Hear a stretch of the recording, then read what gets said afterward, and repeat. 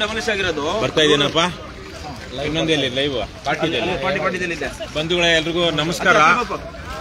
ನಾವು ಈ ರಾಜ್ಯದ ಕಂದಾಯ ಸಚಿವ ಕೃಷ್ಣ ಬೈರೇಗೌಡ ಪ್ರತಿನಿಧಿಸ್ತಾ ಇರುವಂತಹ ಬ್ಯಾಟ್ರಾಯನಪುರ ವಿಧಾನಸಭಾ ಕ್ಷೇತ್ರದಲ್ಲಿ ಇದ್ದೀವಿ.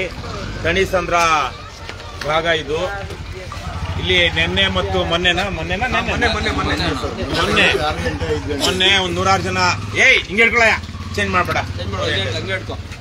ಬರ್ತಿದ್ಯಾ ಇಲ್ವಾ? ಬರ್ತಾ ಇದ್ದೆ. ಮತ್ತೆ ಯಾಕೆ ಚೇಂಜ್ ಮಾಡ್ತೀವಿ? ಬರ್ತಾ ಇರೋದು ನಂಗೆಲ್ಲ ಚೇಂಜ್ ಮಾಡಬಾರ್ದು. ಫುಲ್ ಬಂತು ಅಲ್ಲ, ಅದಕ್ಕೆ ಇಲ್ಲ ಬರೋದಿಲ್ಲ. ಮೊನ್ನೆ ಇಲ್ಲಿ 100 ಜನ ಪೊಲೀಸರು ಅಧಿಕಾರಿಗಳು ಬಂದು ಇಲ್ಲಿದ್ದಂತಹ ಒಂದಷ್ಟು ಮನೆಗಳನ್ನ ಒಡೆದು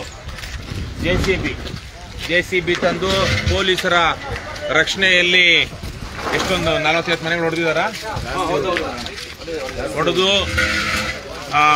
ಜೆಸಿಬಿಯಿಂದ ನೋಡಿ ಇದೆಲ್ಲ ಇದ್ದಂತಹ ಮನೆಗಳು ಒಂದು ಬಹುಶಃ ಎಷ್ಟು ವರ್ಷಗಳಿಂದ ಕಟ್ಕೊಂಡಿದ್ರ ಗೊತ್ತಿಲ್ಲ, ಒಂದು 10-15 ವರ್ಷಗಳಿಂದ ಕಟ್ಕೊಂಡಿದ್ರ. 20 ವರ್ಷಗಳಿಂದ ಇದ್ದಂತಹ ಮನೆಗಳನ್ನ ಅವರು ಸರ್ಕಾರದಿಂದ ಗೌರ್ಮೆಂಟ್ ಏನಿದು ವೈಟ್ ಟಾಪಿಂಗ್ ಅಂತಾರ ಅಥವಾ ಸಿಸಿಟಿನ ಕಾಂಕ್ರೀಟ್ ಹಾಕಿದ್ದಾರೆ. ಕಾಂಕ್ರೀಟ್ ರಸ್ತೆ ಇದೆ, ಬೆಸ್ಕಾಂ ಕರೆಂಟ್ ಇದೆ, ಬೇರೆ ತರಹದ ಮೂಲಭೂತ ಸೌಕರ್ಯಗಳು, ಕಾವೇರಿ ನೀರು ಎಲ್ಲ ಇದೆ. ಅಂದ್ರೆ ಇದೇ ಸರ್ಕಾರ ಬಿಬಿಎಂಪಿ ಅವರ ಬಿಬಿಎಂಪಿ ತಾನೆ, ಬಿಬಿಎಂಪಿ ವ್ಯಾಪ್ತಿಗೆ ಬರುವಂತಹದ್ದು. ಬಿಬಿಎಂಪಿ ಹಲವಾರು ವರ್ಷಗಳಿಂದ ಇವೆಲ್ಲ ಸೌಲಭ್ಯಗಳನ್ನ ಇಲ್ಲಿ ಕೊಟ್ಟಿದೆ. ಅದರ ಜೊತೆಗೆ ಇವರು ಇಲ್ಲಿ ಇದೇ ಮತದಾರರಾಗಿ ಅಲ್ವೇನಪ್ಪ, ಅವರು ವೋಟರ್ ಆಗಿ ರಿಜಿಸ್ಟರ್ ಆಗಿದ್ದಾರೆ, ಅಡ್ರೆಸ್ಗಳಿದೆ. ಅಂತಹ ಜಾಗದಲ್ಲಿ ಬಂದು ಇದು ಬಿಡಿಎ ಸ್ವತ್ತು ಅಂತ ಹೇಳಿ ಇದನ್ನ ಈಗ ಖಾಲಿ ತೆರವು ಮಾಡಿಸ್ತಾ ಇದ್ದಾರೆ. ಅಂದ್ರೆ ಅತಿಕ್ರಮ ಅಂತ ಹೇಳಿ. ಇಲ್ಲಿ ಬಹುಶಃ ಏನಾದ್ರು ಇವಾಗ್ತಿದ್ರ ಕಸ ಏನಾದ್ರು ಇಲ್ಲಿ ರಾಜ್ಯದ ಪ್ರಭಾವಿ ಮಂತ್ರಿ ರಾಜಕಾರಣಿ ಹಾಲಿ ಉಪಮುಖ್ಯಮಂತ್ರಿ ಡಿ.ಕೆ. ಶಿವಕುಮಾರ್ ಅವರಿಗೆ ಸೇರಿದಂತ ಜಾಗ ಅಂತ ಹೇಳ್ತಾರೆ. ಅದೆಷ್ಟು ನಿಜವೋ ಸುಳ್ಳು ಅವ್ರಿಗೆ ಗೊತ್ತಿಲ್ಲ. ದಾಖಲೆಯಲ್ಲಿ ಅವ್ರ ಹೆಸರಲ್ಲಿ ಇದೆಯೇನಪ್ಪ ಅಥವಾ ಬೇರೆ ಹೆಸರಲ್ಲಿ ಇದೆಯಾ? ಶೋಭಾ ಅಪಾರ್ಟ್ಮೆಂಟ್ಸ್. ಸೊ ಅವರ ಬಹುಶಃ ಅವರ ಪಾರ್ಟ್ನರ್ಶಿಪ್ ಅಲ್ಲಿ ಇರುವಂತದ್ದು ಇರಬಹುದು. ಸೊ ಅವರಿಗೆ ಸೇರಿರುವಂತ ಜಾಗ. ಸೊ ಅದಕ್ಕೆ ರಸ್ತೆ ಬೇಕು ಅನ್ನುವಂತ ಕಾರಣಕ್ಕಾಗಿ ಒಂದು ಹೊಡಿತಾ ಇದ್ದಾರೆ ಇವತ್ತು ಅನ್ನುವಂಥದ್ದು. ಇನ್ನೊಂದು, ಇದು 20 ವರ್ಷಗಳಿಂದನೇ ನೋಟಿಫೈ ಆಗಿರುವಂತದ್ದು ಬಿಡಿಎಗೆ. 2004ರಲ್ಲಿ ಬಿಡಿಎಗೆ ನೋಟಿಫೈ ಆಗಿ ಅದು ಬಿಡಿಎ ಇದನ್ನ ನೋಟಿಫೈ ಆದ್ಮೇಲೆ ಬಿಡಿಎ ತನ್ನ ವಶಕ್ಕೆ ತಗೊಳ್ಬೇಕಾಗಿತ್ತು. ವಶಕ್ಕೆ ತೆಗೆದುಕೊಂಡು ಈ ಲೇಔಟ್ ಅಭಿವೃದ್ಧಿ ಪಡಿಸಬೇಕಾಗಿತ್ತು. ಆದ್ರೆ ಹಾಗೆ ಮಾಡದೆ ಹೋಗಿದೆ. ಅದ್ರ ಜೊತೆಗೆ ಬಹುಶಃ ಯಾರೋ ಅಣ್ಣ ಸೊನ್ನೆಗೌಡನ ಏನೋ ಅಂತ ಏನೋ ಹೇಳ್ತಾರೆ, ಮುನಿ ಸೊನ್ನೆಗೌಡನ ಯಾರೋ ಆತ ಈ ಜಮೀನಿನ ಮಾಲೀಕ. ಆ ವ್ಯಕ್ತಿ ಇದನ್ನ ಪರಭಾರೆ ಮಾಡಿದಾನೆ. ಏನು ಲೇಔಟ್ಗೆ ನೋಟಿಫಿಕೇಶನ್ ಆದ್ಮೇಲೆ ಆಗಿರುವಂತಹ ಮಾರಾಟಗಳು ಅದನ್ನ ಡಿನೋಟಿಫೈ ಮಾಡಿಸ್ಕೊಂಡಿಲ್ಲ ಮತ್ತೆ ಸರ್ಕಾರದಿಂದ. ಆದರೆ ಇದನ್ನ ಮಾರಿದ್ದು ಅಲ್ಲದೆ ಬಿಡಿಎ ಇಂದ ಏನು ಪರಿಹಾರ ಸಿಗುತ್ತೆ ಆ ಪರಿಹಾರವನ್ನ ಅವನು ತಗೊಂಡಿದ್ದಾನೆ ಅಲ್ವಾ? ಆರೋಗ್ಯ ಸ್ವಾಮಿ ಪತ್ರಿಕೆಯಲ್ಲಿ ನೋಡಿದ್ದು ಪರಿಹಾರವನ್ನು ತಗೊಂಡಿದ್ದಾನೆ. ಮತ್ತೆ ಅದಕ್ಕೆ ಮೊದಲು ಮಾರ್ಕೊಂಡಿದ್ದಾನೆ. ಇಲ್ಲಿ ಬಹಳ ದೊಡ್ಡ ಮಟ್ಟದಲ್ಲಿ ಅಕ್ರಮಗಳು ನಡೆದಿದೆ. ಕ್ರಿಮಿನಲ್ಗಳು ಮಾಡುವಂತಹ ಕೆಲಸ. ಆದ್ರೆ ಈ ಕ್ರಿಮಿನಲ್ ಸಾಥ್ ಕೊಟ್ಟಿರೋರು ಯಾರು? ನಮ್ಮ ಅಧಿಕಾರಿಗಳು, ನಮ್ಮ ಜನರ ತೆರಿಗೆ ಹಣದಲ್ಲಿ ಸಂಬಳ ತೆಗೆದುಕೊಳ್ತಿರುವಂತಹ ಅಧಿಕಾರಿಗಳು, ಕ್ರಿಮಿನಲ್ಗಳು ಈ ಎಲ್ಲ ಕೃತ್ಯ ನಡೆಯೋದಕ್ಕೆ ಬಿಟ್ಟಿದ್ದಾರೆ. ಕ್ರಿಮಿನಲ್ಗಳು ಆ ಕ್ರಿಮಿನಲ್ ಕೆಲಸವನ್ನ ಮಾಡಿದ್ದಾರೆ. ಈಗ ಕ್ರಿಮಿನಲ್ಗಳು ಮಾಡಿರುವಂತಹ ಕ್ರಿಮಿನಲ್ ಕೃತ್ಯ ಮತ್ತೆ ಕ್ರಿಮಿನಲ್ ಅಧಿಕಾರಿಗಳು ಅದಕ್ಕೆ ರಕ್ಷಣೆ ನಿಂತ ಕಾರಣದಿಂದಾಗಿ ಇವತ್ತು ನೂರಾರು ಜನರ ಜೀವನ ಬರ್ಬಾದಾಗಿದೆ. ಇದು ಹಾಲಿ ಕಂದಾಯ ಸಚಿವ ಕೃಷ್ಣ ಬೈರೇಗೌಡ ಪ್ರತಿನಿಧಿಸುತ್ತಿರುವಂತಹ ಕ್ಷೇತ್ರ. ಇಂತಹ ಜಾಗದಲ್ಲಿ ಸರ್ಕಾರಿ ಅಧಿಕಾರಿಗಳು ಈ ಮಟ್ಟಕ್ಕೆ ಬೇಜವಾಬ್ದಾರಿಯಿಂದ ನಡ್ಕೊಂಡು ಅಥವಾ ಅದೇನೋ ತಿನ್ನಬಾರದನ್ನ ತಿಂದೋ ಯಾರಿಗೋ ರಾಜಕಾರಣಿಗಳ ಪ್ರಭಾವಕ್ಕೊಳಗಾಗಿನೋ ಈ ಮಟ್ಟಕ್ಕೆ ಅವರು ಬೇಜವಾಬ್ದಾರಿಯಿಂದ ಮಾಡಿದಾಗ ಏನಾಗುತ್ತೆ? ಬಲಿಷ್ಠರು ಬಲಾಢ್ಯರು ಬಲ ಪಡ್ಕೊಳ್ತಾರೆ. ಏನ್ ಮಾಡ್ತಾ ಇದ್ರು ಸರ್ಕಾರಿ ಅಧಿಕಾರಿಗಳು? ಇದು ಬಿಡಿಎ ಆಗಿದೆ ಅಂತ ಹೇಳಿದ್ಮೇಲೆ ಬಿಡಿಎ ಅದೆಲ್ಲರಿಗೂ ನೋಟಿಸ್ ಕೊಟ್ಟು ಅದು ಜಾಗ ಒಂದೇ 1 ಇಂಚು ಸಹ ಯಾರು ರಿಜಿಸ್ಟರ್ ಮಾಡ್ಕೊಳಕ್ ಆಗ್ಬಾರ್ದು. ಅಲ್ವೇನ್ರಪ್ಪ? ಸರ್ಕಾರ ಆ ಜಾಗ ಈಗ ಎಷ್ಟೋ ಕಡೆಗಳಲ್ಲಿ ನಮ್ಮ ಆನೇಕಲ್ ತಾಲೂಕಲ್ಲೂ 1000 ಎಕರೆಗೆ ಸರ್ಕಾರ ನೋಟಿಫಿಕೇಶನ್ ಕೊಟ್ಟಿದೆ. ಆ ಜಮೀನನ್ನ ಇವತ್ತು ಮಾರಾಟ ಮಾಡೋದಿಕ್ಕೆ ಯಾರಾದ್ರೂ ತಗೊಳ್ಳೋದಿಕ್ ಹೋದ್ರೆ ಅಥವಾ ಮಾರೋದಿಕ್ ಹೋದ್ರೆ ಆಗೋದಿಲ್ಲ. ಯಾಕಂದ್ರೆ ಸಿಸ್ಟಮ್ ಅಲ್ಲೇ ಬರೋದಿಲ್ಲ. ಇದು ಆಲ್ರೆಡಿ ನೋಟಿಫೈ ಆಗಿದೆ, ಎನ್ಕಾಂಫರೆನ್ಸ್ ಅಲ್ಲಿ ಇನ್ನೊಂದ್ರಲ್ಲಿ ಇದು ನೋಟಿಫೈ ಆಗಿದೆ, ಇದನ್ನ ರಿಜಿಸ್ಟರ್ ಮಾಡೋದಿಕ್ಕೆ ಆಗೋದಿಲ್ಲ ಅಂತ ಹೇಳ್ತಾರೆ. ಆದ್ರೆ ಬೆಂಗಳೂರು ಏನಂತಾರೆ, ಸಿಲಿಕಾನ್ ಸಿಟಿ. ಏನ್ ಸಾಫ್ಟ್ವೇರ್ಗೆ ಇಡೀ ಪ್ರಪಂಚದಲ್ಲೇ ಸಿಲಿಕಾನ್ ಸಿಟಿ ಅಂದ್ರೆ ಇದೊಂದೇ, ಸಿಲಿಕಾನ್ ವ್ಯಾಲಿ ಅಂತಿದೆ. ಆದ್ರೆ ವ್ಯಾಲಿ ಬಿಟ್ರೆ ಸಿಲಿಕಾನ್ ಸಿಟಿ ಅಂತ. ಇಂತಹ ಜಾಗದಲ್ಲಿ ನಮ್ಮ ಅಧಿಕಾರಿಗಳಿಗೆ ಅವರಿಗೆ ಈ ಜಾಗ ಈಗಾಗಲೇ ನಮ್ಮ ಸಬ್ ರಿಜಿಸ್ಟ್ರಾರ್ಗಳಿಗೆ ಇತ್ತೀಚೆಗೆ ತಾನೇ ಯಾರೋ 4-5 ಜನ ಪರಮಭ್ರಷ್ಟ ಪರಮ ನೀಚ ಸಬ್ ರಿಜಿಸ್ಟ್ರಾರ್ಗಳು ಸಸ್ಪೆಂಡ್ ಆದ್ರು. ಆದ್ರೆ ಈ ತರಹ ಏನ್ ದಾಖಲೆಗಳೆಲ್ಲ ತಿದ್ದಿ ಅದು ಏನ್ ರಿಜಿಸ್ಟರ್ ಮಾಡ್ಕೊಳಕ್ ಆಗದೆ ಇದ್ರು ಇವ್ರು ಬೇರೆ ಯಾವ್ದೋ ತಂತ್ರ ಹುಡುಕೊಂಡು ಲೋಫರ್ಗಳು ಬದ್ಮಾಶ್ಗಳು ರಿಜಿಸ್ಟರ್ ಮಾಡ್ಕೊಟ್ಟಿದ್ದಾರೆ. ಇಲ್ಲೂ ಅಷ್ಟೇ ರಿಜಿಸ್ಟರ್ ಮಾಡ್ಕೊಟ್ಟಿದ್ದಾರೆ. ಪಾಪ ಏನು ಈಗ ಒಂದು ಮನೆಗೆ ಯಾರಪ್ಪ ಮನೆಗೆ ಇವ್ರ ಮನೆಗೆ ಹೋಗಿದ್ವಿ ನಾವು. 20x50 ಅಡಿ 20x50 ಅಡಿಗೆ ಅವರು ಕೇವಲ 2 ತಿಂಗಳ ಹಿಂದೆ ನವೆಂಬರ್ ತಿಂಗಳಲ್ಲಿ 50 ಲಕ್ಷ ರೂಪಾಯಿ ಅಲ್ವಾ, 50 ಲಕ್ಷ ರೂಪಾಯಿಗೆ ಆ ಜಾಗವನ್ನ ಕೊಂಡ್ಕೊಂಡಿದ್ದಾರೆ. ಸ್ವಲ್ಪ ಮನೆ ನೀವು ಮಾಡ್ಕೊಂಡಿರೋದ ಮೊದಲೇ ಇತ್ತ, ಒಂಚೂರು ಮನೆ ಇತ್ತು, ಶೀಟಿನ ಮನೆ ಇತ್ತು. ಅದಕ್ಕೆ ಅವರು 3,90,000 ರೂಪಾಯಿ ರಿಜಿಸ್ಟ್ರೇಷನ್ ಶುಲ್ಕ ಕೊಟ್ಟಿದ್ದಾರೆ. ಆದ್ರೆ ರಿಜಿಸ್ಟ್ರೇಷನ್ ಶುಲ್ಕ ಕೊಟ್ಟು ರಿಜಿಸ್ಟರ್ ಮಾಡ್ಕೊಂಡಿದ್ದಾರೆ. ಅದನ್ನ ಯಾರನ್ನು ಅವರಿಗೆ ನಿಲ್ಲಿಸಿಲ್ಲ. ಇಲ್ಲ ಇದು ನಿಮ್ಮ ವ್ಯಾಪ್ತಿಗೆ ಬರೋದಿಲ್ಲ, ಇದು ನೀವು ಕೊಂಡ್ಕೊಳ್ಳೋದಿಕ್ಕಾಗಿಲ್ಲ ಅಂತ. ಇವತ್ತು ನಿನ್ನೆ ಮೊನ್ನೆ ಇವರು ಬಂದು JCBಗಳನ್ನ ತಂದು ಇಲ್ಲಿ ಇಟ್ಟಿದ್ದಾರೆ. ಇದೇ ಬ್ಯಾಟರಾಯನಪುರ ವಿಧಾನಸಭಾ ಕ್ಷೇತ್ರದಲ್ಲಿ. ಯಾರು SDP ಅವರ? ನಮಸ್ಕಾರ ಆರಾಮ? ಪರವಾಗಿಲ್ಲ ನೀವೇಗಿದ್ದೀರಾ? ಏನ್ ಈ ತರಕ್ಕೆ ಆದ್ರೆ ವ್ಯವಸ್ಥೆ ಪಾಪ ಬಹುತೇಕ ಇಲ್ಲಿರೋರೆಲ್ಲ ಬಡವರು, ಅಮಾಯಕರು, ಮುಗ್ಧರು, ಮಾರಿರೋನ್ ಯಾವನೋ ಕ್ರಿಮಿನಲ್ ಅವಕಾಶ ಮಾಡಿಕೊಟ್ಟಿರೋ ಅಧಿಕಾರಿ ಬೇರೆ ಕ್ರಿಮಿನಲ್. ಮತ್ತೆ ಇಲ್ಲಿ ಓಟ್ ಹಾಕಿ ಬಹುತೇಕ ನೀವು ನೋಡಿದಾಗೆ ಇಲ್ಲಿರೋರೆಲ್ಲ ಮುಸಲ್ಮಾನ್ ಸಮುದಾಯದವ್ರು ಹಾಕಿ ಓಟ್ ಹಾಕಿ ಗೆಲ್ಸಿರೋ MLAನೇ ಇದ್ದಾನೆ. ಆತನು ಇವ್ರದ್ದು ಇಂಟ್ರೆಸ್ಟ್ ಪ್ರೊಟೆಕ್ಟ್ ಮಾಡಿಲ್ಲ ಅಂದ್ರೆ ಇನ್ಯಾರು ಮಾಡಬೇಕು? ಎಲ್ಲಾ ಡಾಕ್ಯುಮೆಂಟ್ಸ್ ಗಳು ಇದ್ರೂ ಕೂಡ ಏನ್ ಅರ್ಥನೇ ಆಗ್ತಾ ಇಲ್ಲ. ಇಲ್ಲ, ಇಲ್ಲಿ ತಪ್ಪಾಗಿದೆ. 20 ವರ್ಷಗಳಿಂದನೇ ಆಗಿದೆ. 20 ವರ್ಷಗಳಿಂದ ಲೇಔಟ್ ಮಾಡಿದ್ದಾರೆ. ಲೇಔಟ್ ಮಾಡಿದ್ಮೇಲೆ ಅವನು ಡಿನೋಟಿಫಿಕೇಶನ್ ಮಾಡ್ಕೊಂಡಿಲ್ವೋ, ಆದ್ರೆ ಅವ್ನು ಮಾರಿದ್ರು ಕಾನೂನು ಬಾಹಿರವಾಗಿ ಮಾರಿದ್ರೆ ನಮ್ಮ ಅಧಿಕಾರಿಗಳು ಏನ್ ಮಾಡ್ತಾ ಇದ್ರು?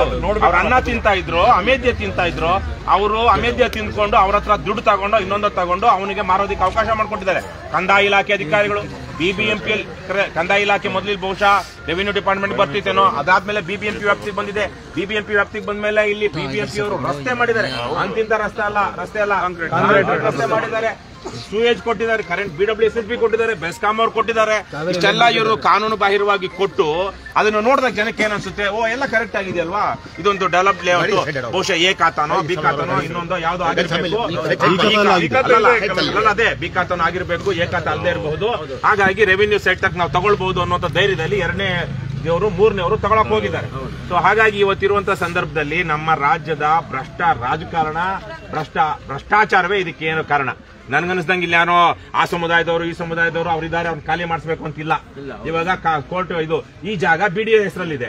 BDA ಹೆಸರಲ್ಲಿರುವಾಗ BDA ತನ್ನ ಸ್ವಾಧೀನ ಪಡಿಸ್ಕೊಳ್ಬೇಕು. ಯಾಕಂದ್ರೆ ಈಗ ಆಲ್ರೆಡಿ ಅದು ಪೇ ಮಾಡಿದೆ. ಬಟ್ ಆ ಪೇ ಮಾಡಿದ್ರೆ ಈಗ ಅವನು ಮೂಲ ಓನರ್ ಏನಿದ್ದಾನೆ ಅವನೂ ಸೇರಿದಂತೆ ಇಷ್ಟೂ ದಿನಗಳ ಕಾಲ ಯಾರೆಲ್ಲ ಅಧಿಕಾರಿಗಳಿದ್ರು ಅವ್ರ ಮೇಲೆಲ್ಲ ಆಕ್ಷನ್ ಆಗ್ಬೇಕು. ಈಗ ನೋಡಿ ಮೊನ್ನೆ ವಿಧಾನಸೌಧದಲ್ಲಿ ಬದ್ಮಾಶ್ಗಳು ಆ ವಿಧಾನಸೌಧದ ಮೇಲೆ ಇದೇನೋ ಹಾಕೋದಿಕ್ಕೆ ಏನಂತಾರೆ ಅದಕ್ಕೆ ಅಲ್ಲ ಸಣ್ಣದೊಂದು ದುಡ್ಡು ಕೊಡ್ತಾರಲ್ಲ, ಏನಪ್ಪಾ ಅಂತಾರೆ, ಮೇಲೆ ಕಾಂಪೌಂಡ್ ಮೇಲೆ ಇದ್ರ ಮೇಲೆ ಅದನ್ನ ಕಟ್ಟೋದಿಕ್ಕೆ ಯಾರೋ BK ಪವಿತ್ರ ಅಂತ ಒಬ್ಬ ಇಂಜಿನಿಯರ್ ಸೇರಿದಂತೆ ಆತ ರಿಟೈರ್ಡ್ ಆಗಿದ್ದಾನೆ. ಅವನು ಸೇರಿದಂತೆ ಅವನ ಹತ್ರ ಎಲ್ಲ ವಸೂಲಿ ಮಾಡಿ ಅಂತ ನಿನ್ನೆ ಕಾನೂನು ಹೇಳ್ತಾ ಆರ್ಡರ್ ಆಗಿದೆ ಅಲ್ವಾ. ಈಗ ಅವ್ರ ಮೇಲೆ ಆಕ್ಷನ್ ಆಗ್ತಾ ಇದೆ ಅಲ್ವಾ. ಅದೇ ತರದ ಆಕ್ಷನ್ ಇಲ್ಲಿ ಆಗ್ಬಾರ್ದು. ಆದ್ರೆ ಆ ಪರಿಹಾರ ಯಾರು ಕೊಡ್ಬೇಕು? ಇವತ್ತು ಗೊತ್ತಿಲ್ಲದೆ ಎಲ್ಲಾ ಕಾನೂನುಬದ್ಧವಾಗಿದೆ ಅಂತೇಳಿ ಮುನೀರು ಇವ್ರ ತರದವ್ರು ಹೋಗಿ ತಗೊಂಡಿದಾರಲ್ವಾ, ಅವ್ರಿಗೆ ಪರಿಹಾರ ಕೊಡ್ಬೇಕು. ಇವತ್ತು ಪರಿಹಾರ ಈ ಅಧಿಕಾರಿಗಳು ಸೇರಿದಂತೆ ಅವನು ಯಾವನು ಮೂಲ ಓನರ್ ಇದ್ದಾನೋ ಮಾರಿರೋನ್ಗೆ ಸೇರಿ ಅವ್ರದ್ದು ಆಸ್ತಿ ಜಪ್ತ್ ಮಾಡಿ ಇವ್ರು ಪರಿಹಾರ ಕೊಡಬೇಕು. ಇಲ್ಲ BDA ಅಧಿಕಾರಿಗಳು ಸಹ ಇದು ಕೊನೆಗಾರರು. ಮಿನಿಸ್ಟರ್ ತನಕ ಅವ್ನು ಕಂದಾಯ ಇಲಾಖೆ ಇರ್ಬೋದು, ನಗರಾಭಿವೃದ್ಧಿ ಇಲಾಖೆ ಇರ್ಬೋದು, ಏನಕ್ಕೆ ಅವ್ರು ನೇಮಕ ಮಾಡಿರೋದು ನಾವು ಸರ್ಕಾರಿ ಆಸ್ತಿ ರಕ್ಷಣೆ ಮಾಡ್ರಪ್ಪ ಅಂತ. ಹಾಗಾಗಿ ನೀವೇನ್ ಮಾಡ್ತಿರೋ ನೋಡಿ, ನಾವಂತೂ ನಿಮ್ಗೆ ಗೊತ್ತಿದೆಯಲ್ವಾ, ನಮ್ಮ ಪಾಡು ನಾವು ಮಾಡ್ತಾ ಇದೀವಿ. ಜನ ಅನುಭವಿಸ್ಲಿ. ಹಣಕ್ಕೋ ಹೆಂಡಕ್ಕೋ ಜಾತಿಗೋ ಕೋಮಗೋ ಅಂದ್ಕೊಂಡು ಲೋಫರ್ಗಳಿಗೆ, ಲುಚ್ಚಾಗಳಿಗೆ, ಕ್ರಿಮಿನಲ್ಗಳಿಗೆ, ಬದ್ಮಾಶ್ಗಳಿಗೆ ಓಟ್ ಹಾಕಿ ಗೆಲ್ಲಿಸ್ಕೊಂಡು ಅವರು ಬದ್ಮಾಶ್ ಅಧಿಕಾರಿಗಳನ್ನ ನೇಮಕ ಮಾಡಿಕೊಂಡು ಆ ಬದ್ಮಾಶ್ ಅಧಿಕಾರಿಗಳು ಕ್ರಿಮಿನಲ್ಗಳಿಗೆ ಸಾಥ್ ಕೊಟ್ಕೊಂಡು ಈ ತರ ಮಾಡಿದ್ರೆ ಅನುಭವಿಸಬೇಕಾದ್ರೆ ಯಾರು? ಓಟ್ ಹಾಕ್ದವ್ರೆ. ನೀವೆಲ್ವೇನಪ್ಪ, ನೀನೇ ಓಟ್ ಹಾಕ್ದೆ ಇವತ್ತು ಅನುಭವಿಸ್ತೀವಿ ಅಷ್ಟೇ. ನಮಗಂತೂ ಸಾಕಾಗೋಗಿದೆ ಇವ್ರಿಗೆಲ್ಲ ಗೊತ್ತು. ನಮ್ಮ ಸರ್ ಹೆಸರು ಮತ್ತೆ ಏನು ಬಾಯಲ್ಲೇ ಇದೆ, ಅಬ್ದುಲ್ ವಜೀದ್. ಈಗ ತಾನೇ ಫೇಸ್ಬುಕ್ ಅಲ್ಲಿ ಆಗ್ಲೇ ನಿಮ್ ಇದು ಬಂತು, ಇನ್ನು ಫ್ರೆಂಡ್ ಇದ್ರಲ್ಲಿ. ಹಾಗಾಗಿ ಅಬ್ದುಲ್ ವಜೀದ್ ನಮ್ ಬಹಳ ದಿವಸದ ಪರಿಚಯ. ಅವರು ಹೋರಾಟ ಮಾಡ್ತಿದ್ದಾರೆ. ಇದು ಕೆಲವೊಂದೆಲ್ಲ ಬೇರೆ ಬೇರೆ ರೀತಿಯಲ್ಲಿ ಕೋಮು ಸಾಮ್ರಾಜ್ಯ ಇರಬೇಕು ಅಂತೂ ಹೋರಾಟ ಮಾಡ್ತಿದ್ದಾರೆ. ಇಲ್ಲೆಲ್ಲ ಬೇರೆ ಬೇರೆ ಅವ್ನು ತೋರಿಸಿ ಇವನು ತೋರಿಸಿ ಅವನು ಇಬ್ರು ಲಾಭ ಮಾಡ್ಕೊಳ್ಳೋಂತ ಮಧ್ಯದಲ್ಲಿ. ಆದ್ರೆ ನೀವೇನು ಹೋರಾಟ ಮಾಡ್ತಿರೋ ಗೊತ್ತಿಲ್ಲ. ಇಲ್ಲಿರೋರು ಅಷ್ಟೇ, ನಾವು ನಿಮ್ಗೂ ಗೊತ್ತು. ನಮ್ಮಂತವ್ರಿಗೆ ಇವ್ರು ಯಾರು ಓಟ್ ಹಾಕಲ್ಲ. ಓಟ್ ಹಾಕೋದು ಯಾರಿಗೆ? ಇದೇ ಯಾವನ್ ಕ್ರಿಮಿನಲ್ ಇರ್ತಾನೋ ಅದೇ ಕ್ರಿಮಿನಲ್ಗೆ. ಆ ಕ್ರಿಮಿನಲ್ ಇವಾಗ ಆ ಕ್ರಿಮಿನಲ್ ಕೆಲಸ ಮಾಡ್ಕೊಂಡು ಅವ್ನ ಕೈ ಓಡೋಗ್ಬಿಟ್ಟಿರ್ತಾನೆ. ಸಿಕ್ಕಾಕೊಳ್ಳೋರು ಯಾರು? ಏನೇ ಆಗ್ಲಿ ಒಟ್ಟಲ್ಲಿ ಅಧಿಕಾರಿಗಳು ಇವ್ ಸಿಕ್ಕಾಕೊಳ್ಬೇಕು. ಕ್ರಿಮಿನಲ್ಗಳು ಬಿಟ್ಬಿಡೋಣ. ಯಾಕಂದ್ರೆ ಪೊಲೀಸ್ ಅವ್ನು ಸರಿಯಾಗಿದ್ದಿದ್ರೆ ಕಳ್ಳ ಇರ್ತಾ ಇದ್ನಾ?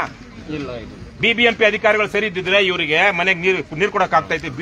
ಬಿಡಿ ಆಸ್ತಿನಪ್ಪ ಇದು, ಬಿಡಿಯದವ್ರು ಬಂದು ಬೋರ್ಡ್ ಹಾಕ್ಬೇಕಾಗಿತ್ತಲ್ಲ. ಇದು ಲಿಟಿಗೇಷನ್ ನಲ್ಲಿದೆ, ಇದು ನಮ್ಮ ಸ್ವತ್ತು. ಆ ಬದ್ಮಾಶ್ಗಳದ್ದು ಯಾವ್ದು ಮಾಡಿಲ್ಲ. ಅಲ್ಲೂ ಅಷ್ಟೇ. ಇದಾದ್ರೂ ಅದು ಮೊನ್ನೆ ಆಯ್ತಲ್ವಾ, ಅಲ್ಲೇನು ಗೌರ್ಮೆಂಟ್ ಜಾಗ ಇವ್ರು ಬಂದು ಪಾಪ ಬಡವ್ರು ಗುಡಿಸ್ಲೋ ಹಾಕೊಂಡಿದ್ರು. ಯಾರು ಜಮೀನ್ ತಗೊಂಡಿರ್ಲಿಲ್ಲ. ಅವ್ರು ಒಂಥರ ಒತ್ತುವರಿಯಾಗಿ ಅಲ್ಲಿದ್ರು. ಇದಂತೂ ಪರಮ ಮೋಸ, ಪರಮ ಅನ್ಯಾಯ. ನಿಮಗಾಗಿದೆಯಲ್ಲ ಇಲ್ಲಿ, ಇದು ಪರಮ ಅನ್ಯಾಯ. ಕೋಗಿಲಾದ್ರೂ ಹೌದು ಗೌರ್ಮೆಂಟ್ ಜಾಗ, ಇವ್ರು ಏನೋ ಸ್ಲಮ್ ತರಕ್ಕೇನೋ ಬಿಲ್ಡ್ ಮಾಡ್ಕೊಂಡ್ಬಿಟ್ಟಿದ್ದಾರೆ. ಅಲ್ಲೂ ಕೂಡ 3 ಲಕ್ಷ 4 ಲಕ್ಷ ವಹಿವಾಟ್ ಆಗಿದೆ. ಅಲ್ಲ, ಅದು ಏನೇ ಆಗಿಲ್ಲ. ಯಾರು ಗೊತ್ತಾ? ಲೋಕಲ್ ಗುಂಡ ಅವ್ನು ಕೊಟ್ಟಿರೋದಲ್ಲಿ. ಲೋಕಲ್ ಗುಂಡ ನಾನ್ ಪ್ರೊಟೆಕ್ಷನ್ ಇದೆ ಅಂತ ಇಲ್ಲದಲ್ಲ, ಗೌರ್ಮೆಂಟ್ ಅವರ ಕೊಟ್ಟಿದ್ದಾರೆ. ಹಾಗಾಗಿ ನೀವೇನ್ ಹೋರಾಟ ಮಾಡ್ತಿರೋ ಮಾಡಿ, ನಾವು ನಮ್ಮ ವಿಚಾರ ಹೇಳ್ತೀವಿ. ನೀವು ಒಂದೇನಾದ್ರು ಹೇಳೋಂಗಿದ್ರೆ ಹೇಳಿ. ಏನ್ ಯಾವ ತರಕ್ಕೆ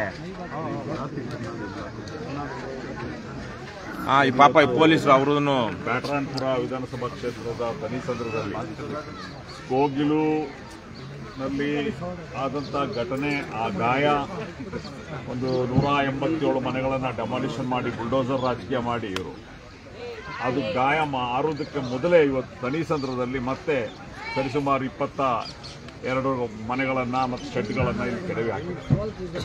ನಾವು ಕೇಳುವಂಥದ್ದಿಷ್ಟೇ, ನೀವು ಸರ್ಕಾರ ನಡೆಸೋರಿಗೆ ಸ್ವಲ್ಪ ಮಾನವೀಯತೆ ಬೇಕು, ತಾಯಿ ಗುಣ ಬೇಕು.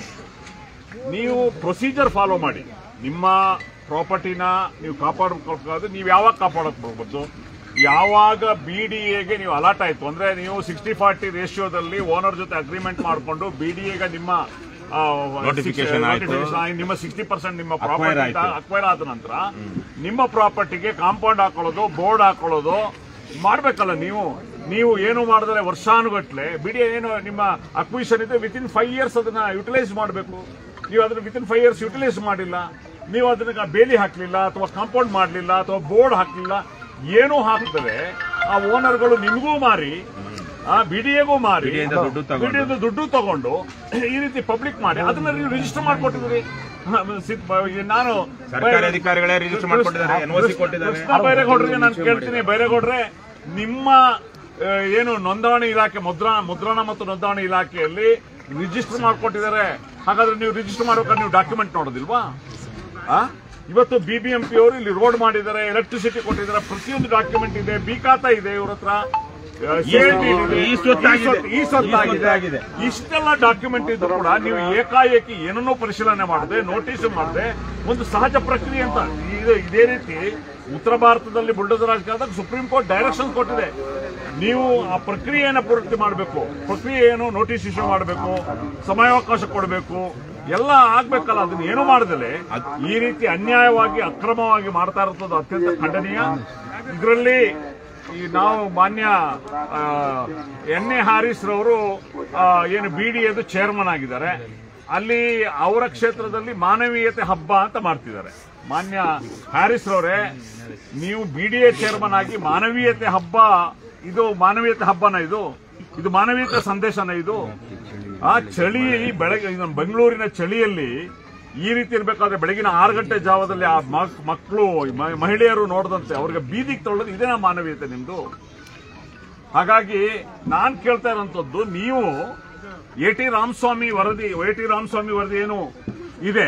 ಎಷ್ಟು ಸಾವಿರ ಎಕರೆ ಬೆಂಗಳೂರಲ್ಲಿ ಅಕ್ವೈರ್ ಆಗಿರುವಂತದ್ದು, ಈ ಬಡವರು ಮಾತ್ರ ಅಕ್ವೈರ್ ಮಾಡ್ಕೊಂಡಿದ್ದಾರೆ. 18,000 ಎಕರೆ 18,000 ಎಕರೆ ಅತಿಕ್ರಮ ಅತಿಕ್ರಮ ಒತ್ತುವರಿ ಅಕ್ರಮ ಅದನ್ನ ನೀವು ಏನಾದ್ರು ಏನ್ ಕ್ರಮ ತಗೊಂಡ್ರಿ? ಅದು ಬಿಟ್ಬಿಟ್ಟು ಬಡವರು ಗುಡಿಸಲು ಹಾಕೊಂಡಿರೋದು ಹೋಗಿರುವಂತದ್ದು ಇಲ್ಲಿ ಬಂದು ನಿಮ್ಮ ಪರಾಕ್ರಮ ಅಂತ ತೋರಿಸಿದ್ರಿ. ಶ್ರೀಮಂತ ವರ್ಗ ನಿಮ್ಮ ರಾಜಕಾರಣಿಗಳು ಎಲ್ಲ ಅಕ್ರಮ ಮಾಡ್ಕೊಂಡಿರೋದನ್ನೆಲ್ಲ ಏನ್ ಮಾಡ್ತಿದ್ರಿ? ಹೆಚ್ಚಿನ ವಿಡಿಯೋಗಳಿಗೆ ಪ್ರತಿಧ್ವನಿ ಯೂಟ್ಯೂಬ್ ಚಾನೆಲ್ ಸಬ್ಸ್ಕ್ರೈಬ್ ಮಾಡಿ, ಬೆಲ್ ಐಕಾನ್ ಕ್ಲಿಕ್ ಮಾಡಿ.